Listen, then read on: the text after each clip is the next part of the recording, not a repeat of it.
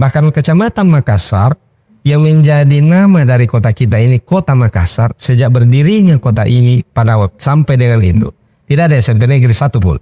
Saya bercita-cita kalau dapat kesempatan insya Allah nanti kita akan tambah 10 SMP negeri minimal dalam tempo paling lama 2 tahun. Tanpa mematikan sekolah-sekolah yang sudah ada termasuk sekolah swasta. Saya tidak ragu dan saya tidak pernah sangsi bahwa para pengelola partai politik di Makassar ini adalah orang-orang cerdas yang tidak hanya mengukur kapasitas seorang calon dari isi tasnya. Kalau misalnya nanti ditawarkan taruhlah misalnya 4 pasang calon wali kota dan wakil wali kota, ada yang jauh lebih hebat konsep-konsepnya. Saya lego dan kita mengerti. Kita bertanding nanti memaparkan visi misi, gagasan-gagasan kita untuk rakyat Makassar.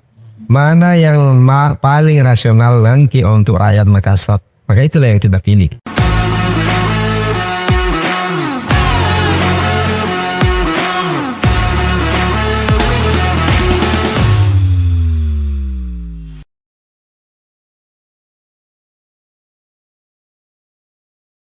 Halo sahabat UKI, jumpa lagi dalam podcast catatan jurnalis Sukriansa, dan kebetulan tamu CJS kali ini adalah salah seorang calon kandidat yang akan berkontestasi pada Pilkada Makassar nantinya. Kita akan berkenalan lebih dekat dengan beliau. Nama beliau adalah Dr. Abdurrahman Bando. Selamat sore Pak. Selamat sore. Assalamualaikum warahmatullahi wabarakatuh. Terima kasih Pak telah datang di catatan jurnalis Sukriansa. Saya dengar-dengar Pak ARB ini bersedia atau ingin mencalonkan diri sebagai calon kandidat wali kota Makassar. Benar Pak ya? Insya Allah. Ya. Kira-kira apa yang katakanlah motivasi atau visi atau cita-cita sehingga Pak ARB ingin maju sebagai wali kota Makassar? Terima kasih Pak. Assalamualaikum warahmatullahi wabarakatuh. Para pemirsa, pertama-tama saya kan pernah ikut kontestasi Pilkada Makassar tahun 2020 yang lalu. Oh, 2020. Ya. Pada waktu itu belum ditakdirkan menjadi pemenang ya, tapi kami menjadi peraih suara kedua terbanyak. Oh. Ya. Nah, dari proses perjalanan itu setelah selesai perhelatan, saya kemudian puasa publikasi, ya, jadi tidak pernah ada terpublikasi selama 3 tahun terakhir ini ya. 3 tahun setengah. Lalu masuk tahun 2024. Khususnya setelah pemilu dan pilpres, banyak mendapatkan saran, masukan, pendapat dari jaringan-jaringan yang turut berkontribusi membantu kami dulu berjuang. Iya. Kemudian saya bertemu dengan beberapa tokoh yang merupakan bahagian dari jaringan tim kami dulu. Kemudian saya minta pendapat keluarga dan ternyata mayoritas bahkan hampir semua mengatakan perlu kita upayakan untuk bisa ikut kembali meramaikan kontestasi Pilwali. Nah, saya lalu kemudian berbicara dengan jaringan inti. Akhirnya 9 hari lalu, tepatnya sekitar tanggal 4 Mei, kami memutuskan bahwa kita akan mencoba memasarkan diri kembali kepada masyarakat Makassar melalui penyebaran alat peraga berupa baliho, spanduk dan banner yang kami kerja sudah berjalan hari ke-8, hari ke-9 hari ini. Per tanggal 14 Mei. Nah, melihat respon masyarakat, maka kalau tadi ditanyakan apa kira-kira visi yang mau dibawa sehingga mau maju kembali. Saya kebetulan mengabdi di Makassar hampir 22 tahun lebih menjadi abdi pegawai negeri sipil sebagai pamong di Makassar. Dan sempat memimpin beberapa dinas. Saya pernah bertugas sebagai kepala BPKBN waktu itu. Pernah bertugas sebagai kepala ketahanan pangan. Pernah menjadi kepala dinas kelautan, perikanan, pertanian dan peternakan. Lalu pernah menjadi kepala dinas pendidikan, juga pernah merangkap menjadi kepala dinas perikanan dan pertanian bersama dengan PLT kepala dinas pendidikan. Dari deretan dinas-dinas yang saya pernah tempati bertugas ini, tentu menjadi catatan tersendiri, menjadi pengalaman bagi saya, sekaligus adalah wadah tempat saya mengumpulkan aspirasi dan harapan-harapan masyarakat yang ingin agar bisa pemerintah mempersembahkan, dan tentu sebagian sudah dijalankan oleh pemerintah baik pada saat saya masih aktif sampai dengan hari ini, tetapi masih banyak juga yang diharapkan masyarakat namun belum bisa terrealisasi. Sehingga di tagline yang kami angkat itu bertuliskan Gerbang Makassar. Gerbang Makassar. Gerbang Makassar itu adalah singkatan dari Gerakan Bersama Membangun Makassar. Lalu ada subtemanya, subtagline-nya itu tertulis di situ di semua baliho kami, kerja yang rakyat butuhkan. Apa artinya? Kalau Makassar ini kita mau dia duduk setara dengan kota-kota besar lain di dunia ini, maka harus ada pelibatan semua pihak. Tidak bisa kalau pembangunan ini hanya dijalankan oleh pemerintah kota sendiri. Bahkan bersinergi pun dengan pemerintah provinsi dan pusat tidak cukup menurut saya. Tapi baru kemudian bisa menemukan harapan-harapan rakyat apabila kita melibatkan seluruh elemen masyarakat. Karena itu kami katakan gerakan bersama membangun Makassar.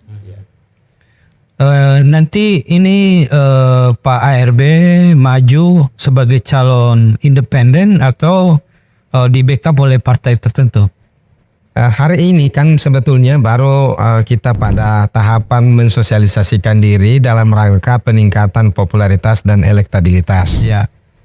Supaya bisa meyakinkan partai-partai yang bisa mengusung. Karena di Makassar ini tidak ada partai yang bisa mengusung pool.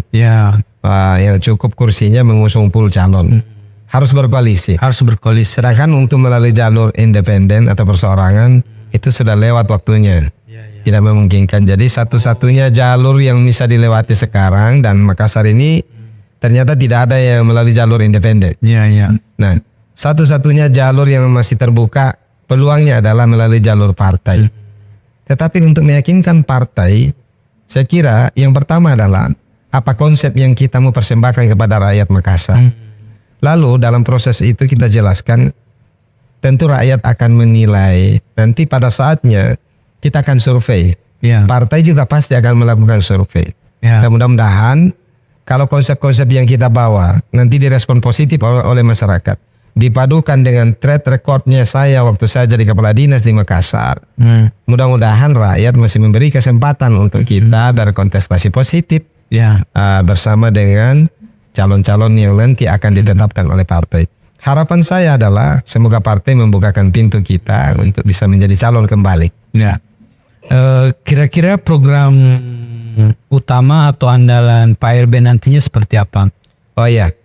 Jadi sekarang kita karena memang belum ada pasangan, kami mencoba merangkum sekarang yang kita sebut dengan visi misi perorangan.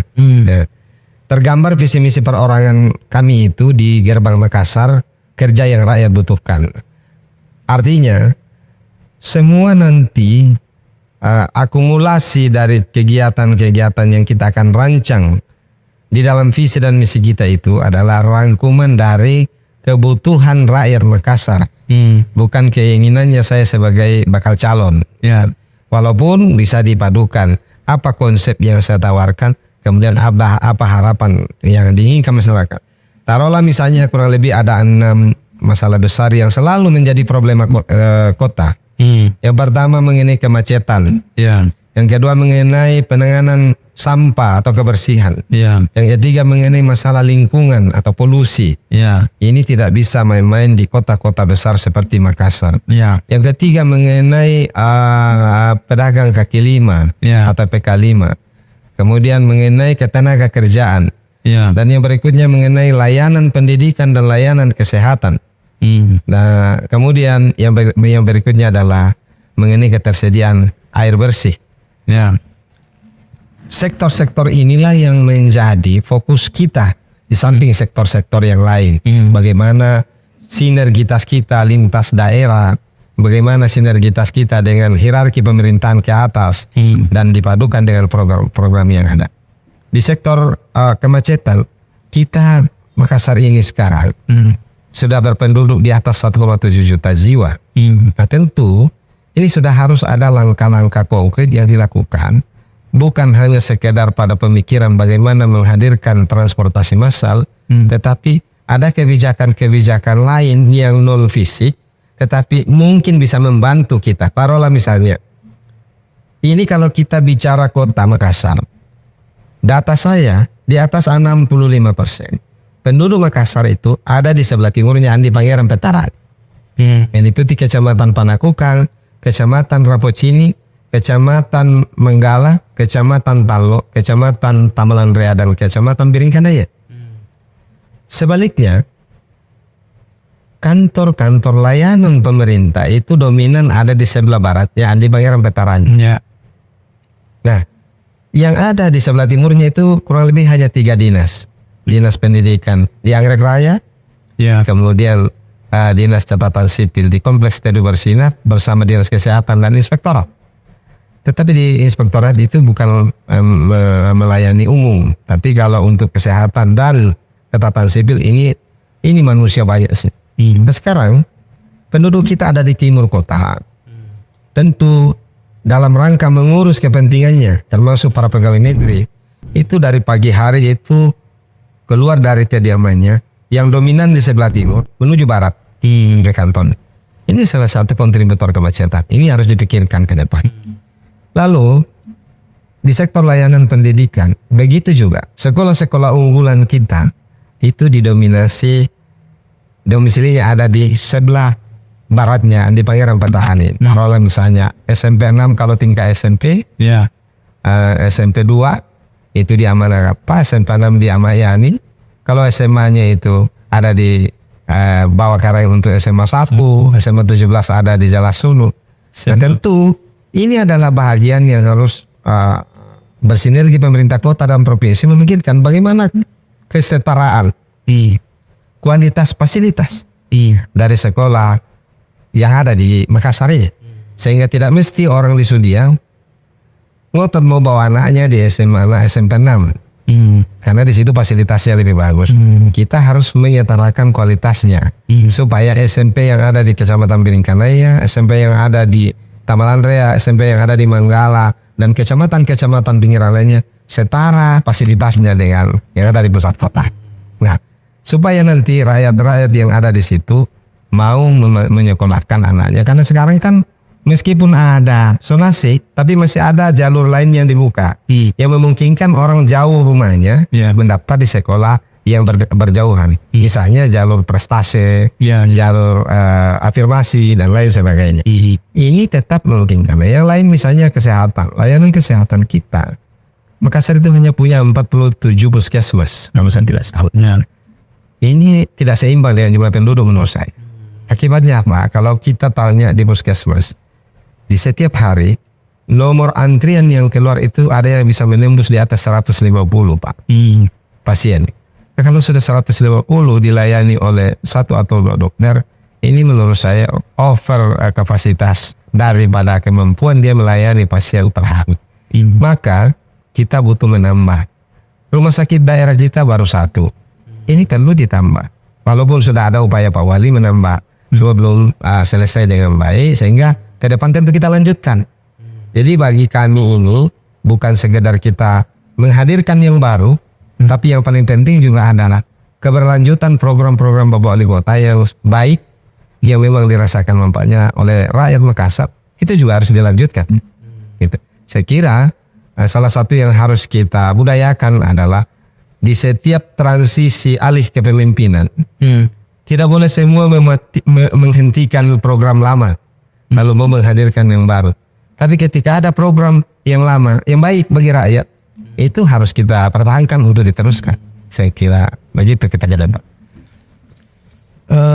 Nanti kalau jadi wali kota Pak RB, amin. kira-kira apa kebijakan yang katakanlah revolusioner ataukah terobosan yang tidak pernah dilakukan oleh para wali kota sebelumnya baik di Makassar maupun di Indonesia kalau mungkin kira-kira apa itu? Ya, saya sudah pernah melakukan salah satu terobosan yang mungkin belum pernah dilakukan di Indonesia, di mana dalam durasi waktu 3,5 bulan saya bertugas di Dinas Pendidikan. Kami bersama teman-teman di Dinas Pendidikan berhasil mendirikan 10 SMP negeri di Makassar tambahan dari 45 SMP negeri pada saat saya memulai awal tugas sebagai Kadis Pendidikan. Bagaimana caranya? Pada waktu itu saya dilantik tanggal 14 Desember 2018. Ya. Efektif saya bekerja itu Januari 2019. Lalu saya mengumpulkan data-data potensi yang ada di Dinas Pendidikan. Ternyata ada 363 SD negeri di Makassar pada waktu itu, Pak. Iya. Tapi SMP negerinya hanya 45. 45. Tentu secara kelembagaan ini tidak seimbang. Tidak. SMA negerinya waktu itu hanya 22. Nah, kalau sekarang kalau tidak salah sudah ada tambahan 1 SMA negeri. Jadi sudah 23 SMA negeri di Makassar tambah 10 SMA. Iya. Kalau saya tidak salah data. Dari sisi kelembagaan ini masih timpang, Pak. Maka saya bercita-cita kalau saya dikasih kesempatan nanti jadi memimpin kota ini, saya masih berkeinginan menambah SMP negeri di Makassar minimal 10, Pak, dalam tempo tidak lebih dari 2 tahun. Insya Allah. Saya sudah tahu caranya karena saya dulu hanya 3,5 bulan kami bisa tambah 10 SMP negeri, yaitu SMP negeri 46 di Jalan Latimojong. Jadi sedikit saya cerita. Waktu saya jadi Kadis, ternyata radius flyover ini, Pak. Iya. Kalau kita flyover, jalan ke barat ketemu Jalan Latimojong. Lalu di Jalan Latimojong kita ke selatan ketemu Landak Baru. Kemudian di Jalan Landak itu kita ke timur ketemu Andi Pangeran Petarawi. Lalu Pangeran Petarawi kita ke utara ketemu kembali dengan flyover. Dalam radius itu, Pak, satu pun SMP negeri tidak ada, Pak, pada waktu itu. Pada waktu itu. Bahkan Kecamatan Makassar yang menjadi nama dari kota kita ini, Kota Makassar, sejak berdirinya kota ini pada waktu sampai dengan itu tidak ada SMP negeri satu pun. Nah, akhirnya pada saat saya bertugas, setiap saya keluar dari rumah, saya singgah dulu di 5, 6, bahkan biasa sampai 10 SD dan SMP setiap hari. Baru saya terus ke Dinas Pendidikan.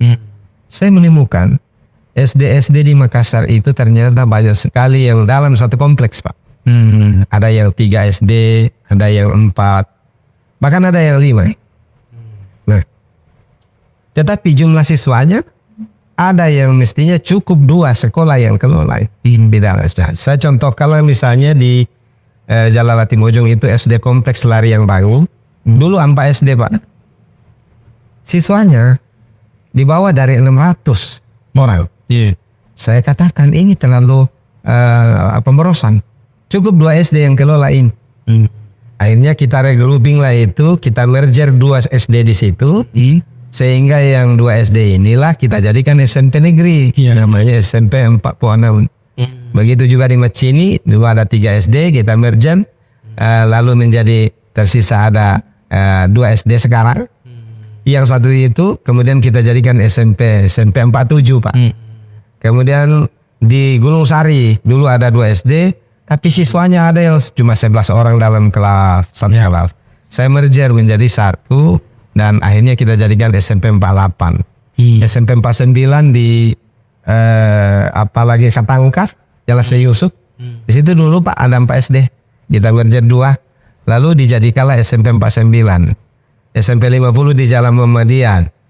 SMP 51 di Parindring Tamangapa, Kecamatan Manggala. SMP 52 di Karwisi, di sini depannya kantor DPR Provinsi Sulawesi Selatan. SMP 53 di Jalan Samiul, sampingnya kantor Camat Ujung Pandang. SMP 54 di Kelurahan Tanjung dan SMP 55, Pak, paling jauh di selatan di Timbuseng, Kelurahan Barombong. Nah, kalau tidak ada itu SMP di situ, Pak, kasihan rakyat Makassar yang ada di situ, tidak akan mungkin ada yang lolos masuk SMP negeri kalau kita berdasarkan zona yang ada. Nah, ini Sekarang Pak masih banyak wilayah-wilayah yang masih ribut dan susah ketika pendaftaran peserta didik baru Pak. Dia masih jauh dari sekolah negeri yang ada. Maka saya bercita-cita kalau dapat kesempatan insya Allah nanti kita akan tambah 10 SMP negeri minimal dalam tempo paling lama 2 tahun. Tanpa mematikan sekolah-sekolah yang sudah ada termasuk sekolah swasta. Ya. Tapi kita mau supaya sekolah negeri, sekolah swasta terus berusaha meningkatkan kualitas layanan pendidikan. Begitu juga puskesmas, kita berharap kita tambah puskesmas di Makassar. Tidak kurang dari 5 rencana kita tambah puskesmas. Dan kita tambah rumah sakit daerah. Inilah mungkin antara lain yang revolusioner yang bisa kita lakukan. Dan itu tidak berbasis anggaran kalau untuk tambahan 10 SMP yang akan datang. Kita hanya akan menggunakan gedung-gedung yang tidak efektif penggunaannya untuk lalu kita gunakan menjadi SMP. Itu di sektor pendidikan. Bagaimana strategi Pak RB ini untuk menyediakan lapangan pekerjaan untuk masyarakat yang banyak pengangguran ataupun kemudian menyediakan ruang-ruang ekspresi bagi anak muda yang sekarang kita kenal dengan ekonomi kreatif ya, bagaimana mereka mengembangkan kreativitasnya yang kita kaitkan dengan era dunia digital sekarang. Saya bicara dulu tentang ketenagakerjaan. Ya. Untuk kita pahami bersama bahwa Makassar ini tidak cukup memiliki kekayaan sumber daya alam. Beda kalau misalnya Kabupaten Bulukumba, Ya. Goa, Asinjai, Bone, Toraja, mereka memiliki sumber daya alam, pertanian, perkebunan, perikanan yang lumayan menopang ekonomi rakyat. Ya, ya. Kita satu-satunya sumber daya alam yang kita bisa harapkan adalah sumber daya perairan laut. Tapi untuk dipahami bahwa laut Makassar ini, pesisir Makassar sekarang ini, itu tinggal air yang rasanya asin. Ikan sudah hampir tidak ada di situ. Karena terumbu karang kita sudah rusak, padang lamunnya kita tidak bagus. Kenapa?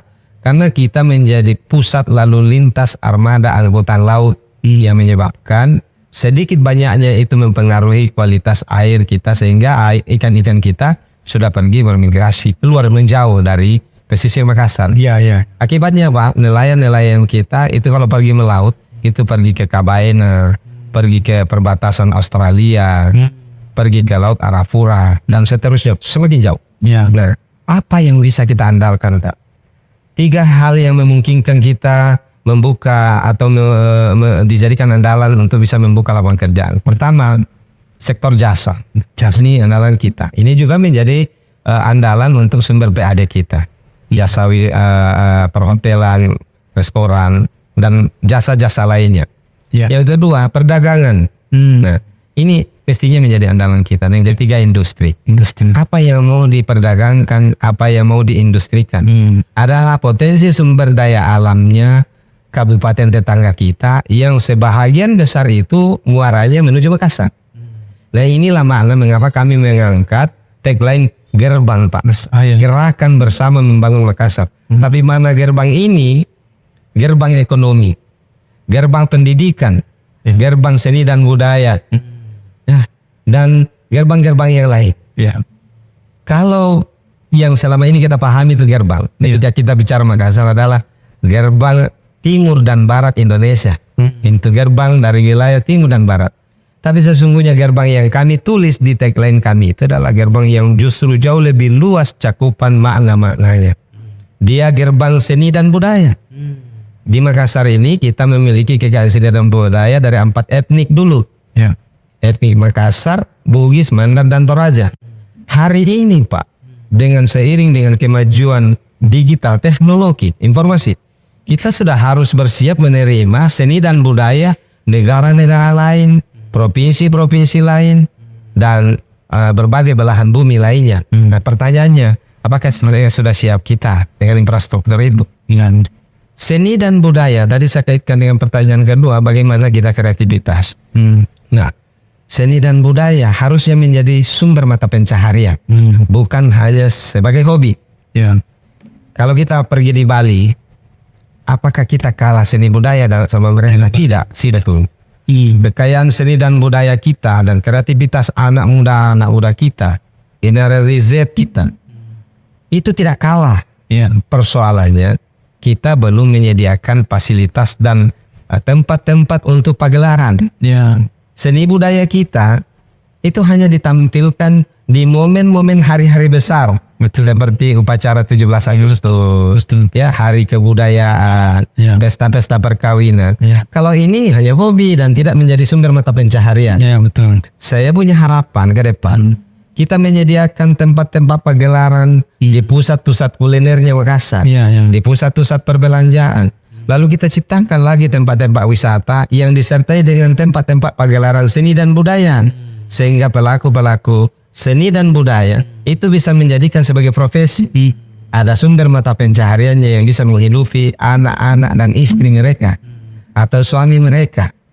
Jangan hanya sebagai hobi.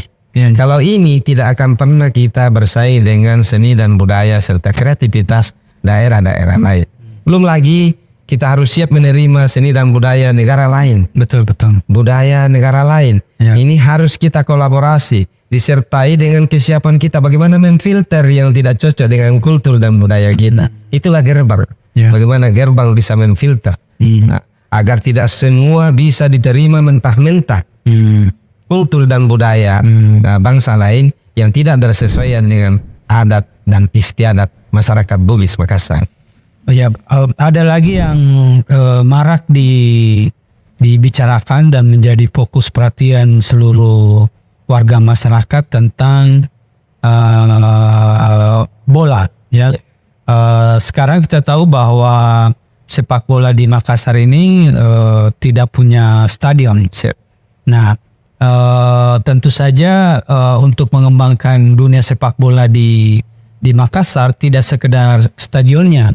Nah, tapi juga perangkat-perangkat manajemennya, terus berbagai hal dalam kaitan dengan manajemen sepak bola, industri sepak bola yang modern.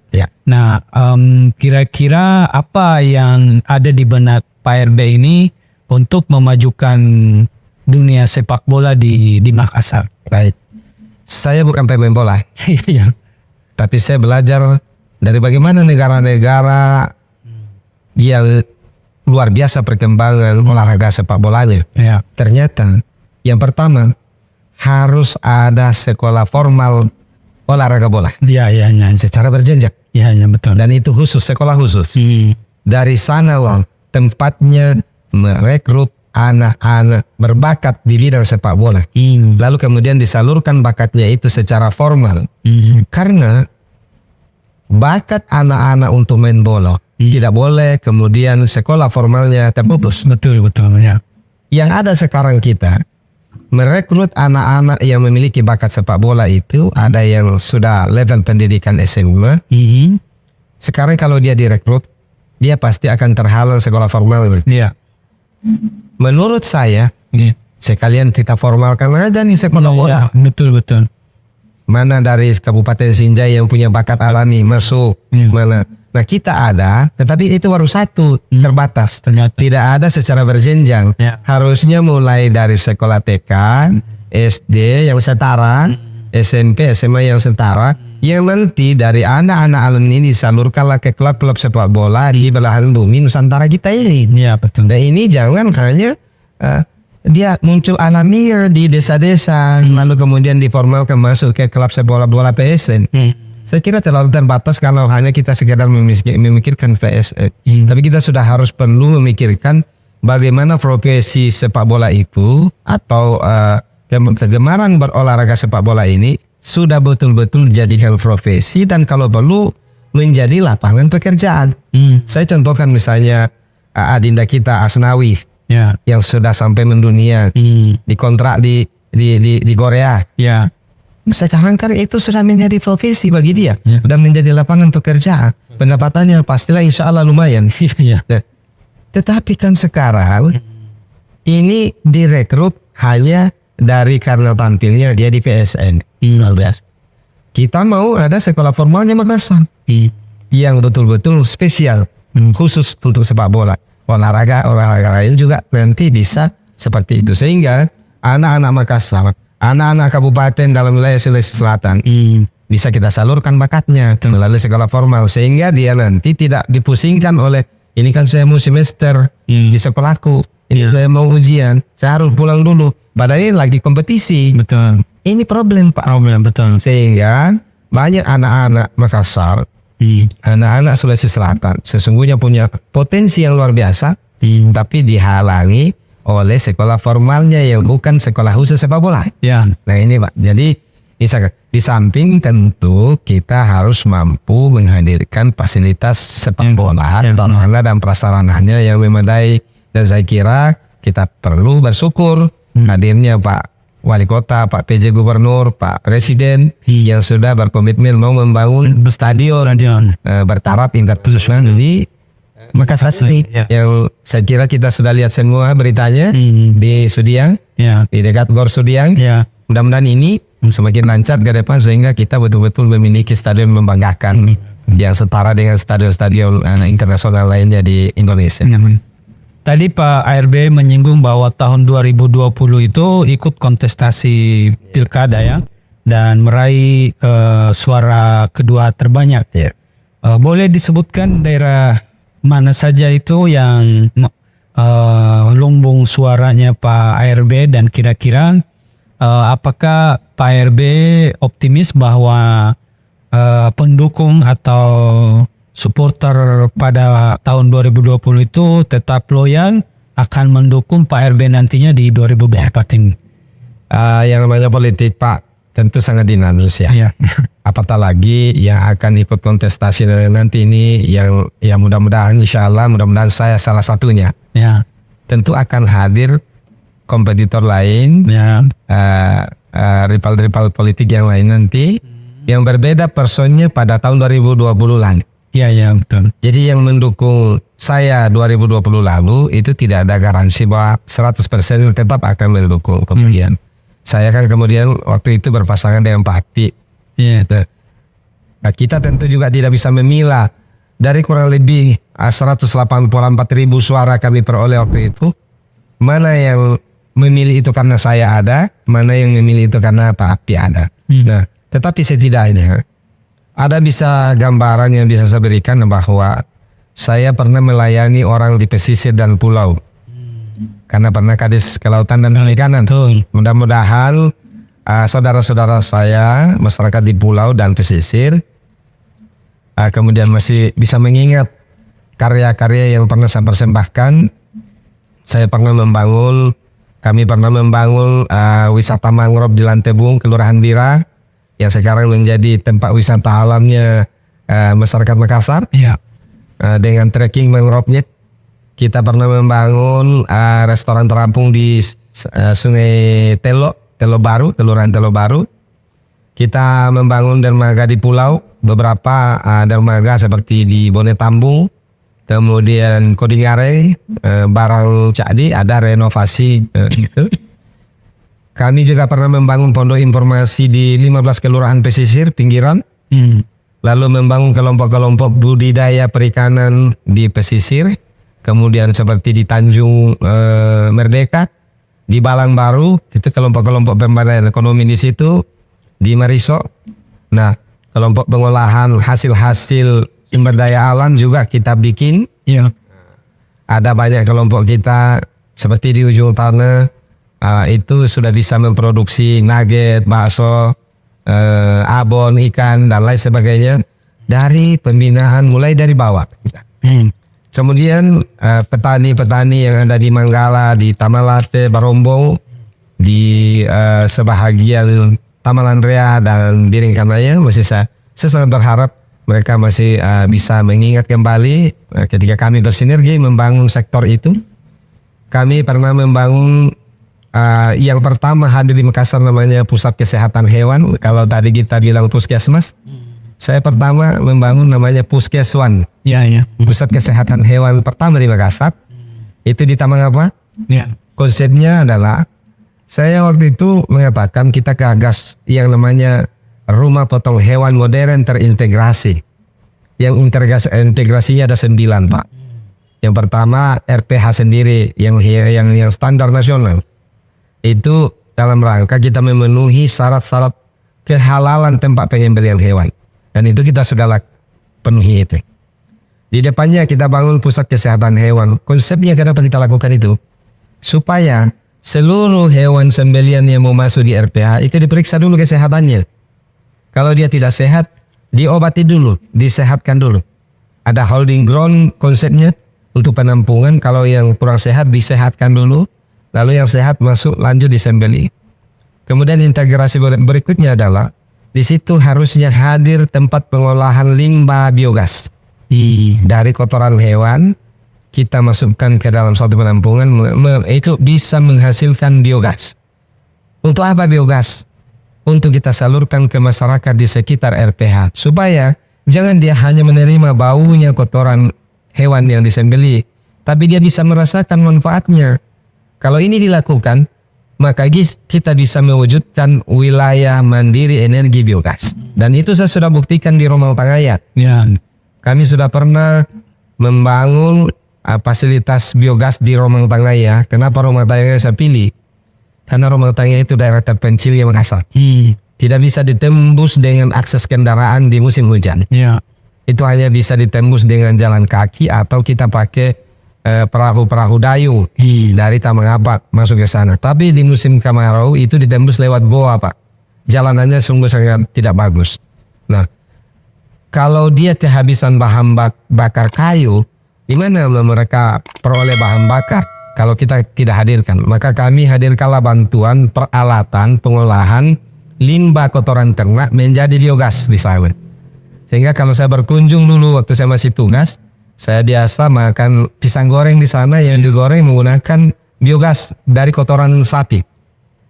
3 ekor sapi itu bisa menghasilkan gas yang dipakai memasak, bisa mencukupi kebutuhan memasaknya orang yang 5 orang dalam satu rumah. Di Romang Tangayat. Nah, mudah-mudahan hari ini masih baik. Saya tidak tahu karena sudah lama saya pensiun dini. Nah, tahun 2020. Saya mau ini kita manfaatkan limbah ternak yang disembeli di RPH. Ya. Nah, setelah gasnya diambil, kita lalu olah kotoran itu, ampasnya menjadi pupuk organik. Inilah yang cocoknya kita gunakan memberikan subsidi pupuk kepada rakyat-rakyat yang bertani di pinggiran. Seperti sayur mayur. Itu dia gunakan. Atau programnya Pak Wali Kota yang sekarang menanam cabai di lorong, ini bisa dijadikan pupuk organik untuk itu. Ya, untuk itu. Integrasi yang lain, saya mau menghadirkan di situ pengolahan daging segar menjadi daging setengah olahan dan daging olahan. Jadi sapi masuk, yang keluar adalah daging segar, nugget, bakso, dan seterusnya. Ya. Itu kira-kira gambaran. Integrasi berikutnya adalah kita mau menghadirkan industri pengolahan kulit dan tulang. Ini juga akan menyerap tenaga kerja di sana. Ya. Nah, yang berikutnya kita mau ini supaya dijadikan pusat edukasi dini tentang kehewanan. Nah, oleh karena itu saya berharap nanti ke depan kalau ini kita bisa ikut bertarung dan menang. Ini kita pusatkan di situ seluruh pasar hewan di Makassar. Kita pusatkan di situ sehingga dia juga menjadi tempat wisata. Ya. Dari mulai kerbau sampai jangkrik ada di situ. Ya. Tapi tentu dibenahi fasilitasnya, dilebarkan lahannya sehingga orang betul-betul datang nyaman berkunjung di situ. Anak-anak SD, anak-anak TK yang kadang-kadang tidak tahu bagaimana modelnya itu iguana, bagaimana modelnya kuda, bagaimana modelnya kerbau, datanglah ke sana. Dia pelajari di situ, diperkenalkan secara fisik. Nah, ini kan kita Makassar sudah bukan sentra peternakan, tapi sentra pemasaran ternak. Setiap mau lebaran haji, itu ribuan ternak sapi dari berbagai kabupaten masuk ke Makassar. Ini saya tahu karena saya pernah kadis peternakan. Iya, betul. Nah, saya kemudian membuat program namanya pemeriksaan hewan kurban. Setiap mau lebaran, itu H-7 sebelum lebaran, kami sudah turun seluruh tenaga medis dan paramedis hewan di Dinas Peternakan Makassar Kami bekerja sama dengan Unhas, UMI, untuk kami dibantu tenaga-tenaga sarjana kedokteran hewannya, kemudian mahasiswa kedokteran hewan yang sudah selesai kuliahnya tapi baru koas, kami libatkan untuk pemeriksaan kesehatan ini.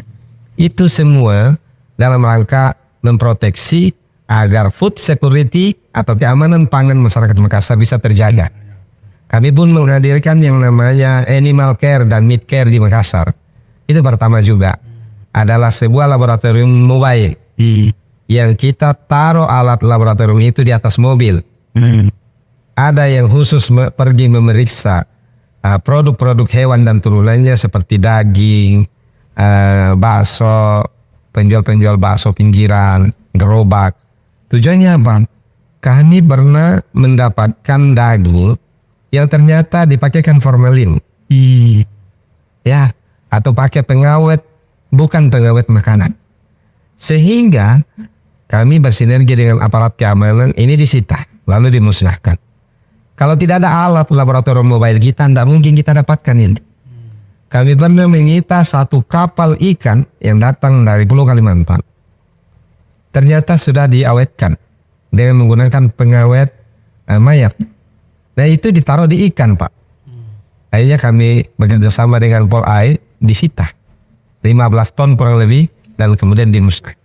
Nah ini semualah yang kita mau teruskan ke depan. Bahkan kita mau kembangkan karena Makassar baru punya satu animal care, satu meat care. Seharusnya ada di setiap kecamatan. Dan setiap pasar saya berharap ada laboratorium ini untuk kita lakukan pemeriksaan setiap bahan pangan yang masuk di Makassar. Ini kan kota metropolitan, Pak. Jadi kita betul-betul harus memproteksi sumber-sumber pangan yang masuk ke masyarakat agar kita tidak menyuguhkan bahan pangan yang tidak sehat bagi rakyat di Makassar. Kira-kira itu gambaran-gambaran di sektor pangan yang kami mau lakukan.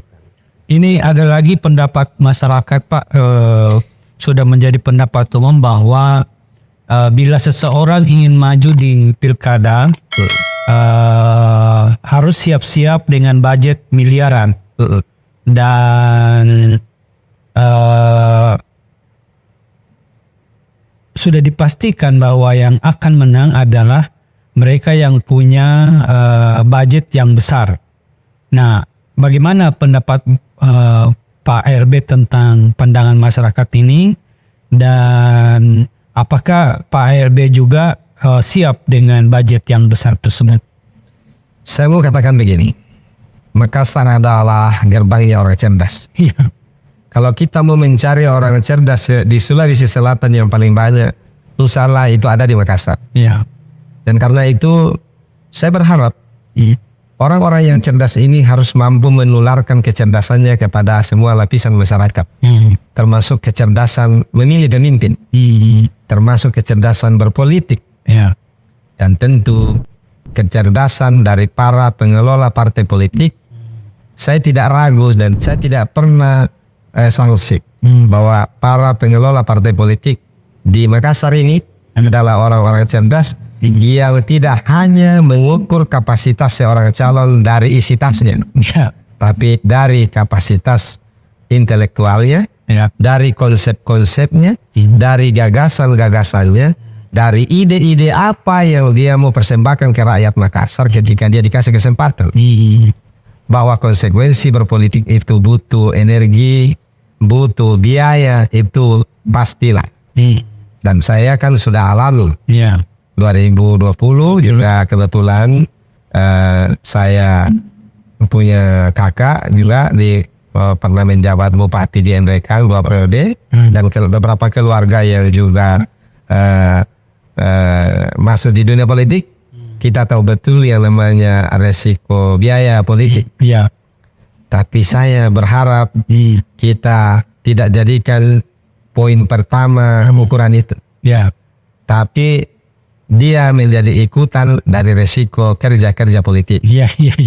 Saya pergi jalan ke studionya Pak Uki ini, itu juga butuh energi.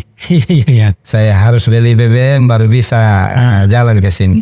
Dan apalagi mengelola politik yang mobilisasinya luar biasa tingginya, dengan menggerakkan banyak sumber daya manusia, kita butuh energi. Dan tentu semua itu kita sudah paham resiko-resikonya.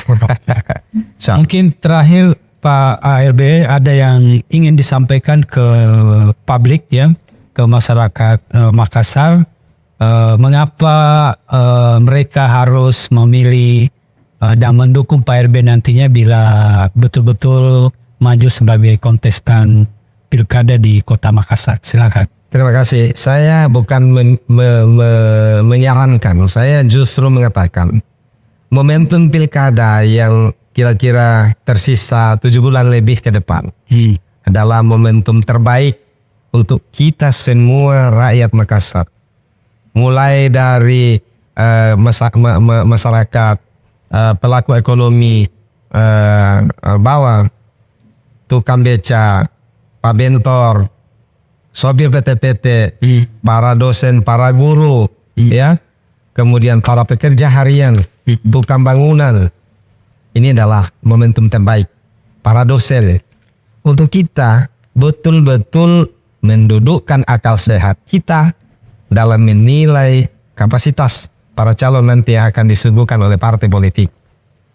Saya sendiri, kalau misalnya nanti ditawarkan, taruhlah misalnya 4 pasang calon wali kota dan wakil wali kota, ada yang jauh lebih hebat konsep-konsepnya. Saya lego dan kita mengerti. Dan tugas kita bersama adalah kita bertanding nanti memaparkan visi misi, gagasan-gagasan kita untuk rakyat Makassar. Mana yang paling rasional nanti untuk rakyat Makassar, maka itulah yang kita pilih. Untuk saya pribadi terlalu gampang diukur karena saya sudah mengabdi di Makassar 20-an tahun. Ya. Rakyat-rakyat di pesisir pulau, di pinggiran, kemudian masyarakat intelek yang mengelola sektor pendidikan. Saya pernah bertugas juga di situ. Gampang diukur apakah saya memiliki prestasi kerja pada waktu saya mengabdi. Itulah gambaran-gambaran ketika saya dikasih amanah pada tugas dan tanggung jawab yang lebih luas. Dan saya memutuskan pensiun dini tahun 2020 yang lalu ketika hak saya masih ada 10 tahun menjadi PNS. Saya mestinya pensiun tahun 2030 yang akan datang. Tapi karena saya mau mengabdi jauh lebih luas daripada sekedar urusan satu dinas, maka saya beranikan diri berhenti PNS. Nah, hari ini adalah kesempatan baik untuk saya berkontestasi kalau dikasih kesempatan oleh partai dan masyarakat. Nah, sekali lagi ini kewenangannya ada di partai. Ya. Karena ketika partai sudah memutuskan si A, si B jadi calon, tidak mungkin kita memilih si D. Siapa yang dicalonkan oleh partai, maka itulah yang rakyat akan pilih. Nah, sekarang momentumnya adalah sekarang tahapannya seleksi calon-calon kepala daerah di tingkat partai. Saya berharap masyarakat memberikan masukan-masukan kepada para pengurus-pengurus partai tingkat lokal, provinsi, dan nasional. Ada 11 partai yang memiliki perwakilan nanti di DPR Kota Makassar. Ada 11 partai yang memiliki kursi di DPR Kota Makassar. 11 partai itulah yang menentukan siapa yang jadi calon wali kota dan wakil wali kota ya, tahun 2024 pada bulan November yang akan datang. Saya berharap mudah-mudahan saya salah satu di antaranya. Amin. Insya Oke, sahabat Tuki, itulah tadi pemaparan dan sharing dari Pak ARB yang insya Allah akan mencalonkan diri sebagai salah seorang kandidat wali kota Makassar 2024 dan CJS dalam hal ini sebagai fasilitator untuk para putra-putra terbaik di Makassar ini menyampaikan visi dan misinya. Dan CJS memberikan sepenuhnya kepada audiens, kepada publik untuk menentukan sikap. Demikian diskusi kita sore ini. Sampai jumpa pada episode mendatang. Assalamualaikum warahmatullahi wabarakatuh.